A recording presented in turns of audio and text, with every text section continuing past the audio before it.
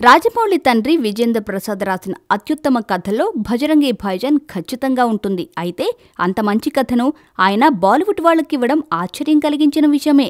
అదే కథను తన కొడుకు రాజమౌళికో మరో టాలీవుడ్ దర్శకుడికో ఇవ్వకపోవడం, ఇక్కడ ఆ సినిమా తీయకపోవడం కొందరికి ఆశ్చర్యంగా అనిపించింది.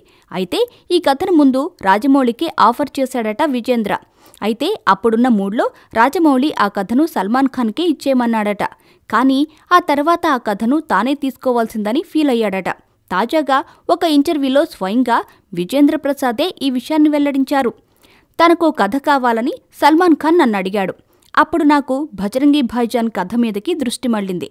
అప్పుడు రాజమౌళి దగ్గరికెళ్ళి నా దగ్గర ఓ మంచి కథ ఉంది, చేస్తావా, లేదంటే సల్మాన్కు ఇచ్చేనా అని అడిగాను. అతను ఇచ్చేయమన్నాడు. కానీ భజరంగి భాయిజాన్ విడుదలైన తర్వాత మాత్రం మీరు అడిగినప్పుడు నేను కొంచెం పని ఒత్తిడిలో ఉన్నాను. 15 రోజుల ముందు కానీ 15 రోజుల తర్వాత కానీ అడిగి ఉంటే ఖచ్చితంగా ఆ కథను తీసుకునేవాడిని, సినిమా చేసేవాడిని అన్నాడు అని విజేంద్ర ప్రసాద్ తెలిపారు. అయితే బాహుబలి మొదలయ్యాక సల్మాన్ కోసం విజేంద్ర రాసిన కథ భజరంగి భాయిజాన్. మరి రాజమౌళి తీరిగ్గా ఉన్నప్పుడే విజేంద్ర ఈ కథను చెప్పి ఉంటే మాత్రం దీన్ని అట్టిపెట్టుకొని ఎప్పటికి సినిమా తీద్దామనుకున్నాడో రాజమౌళి.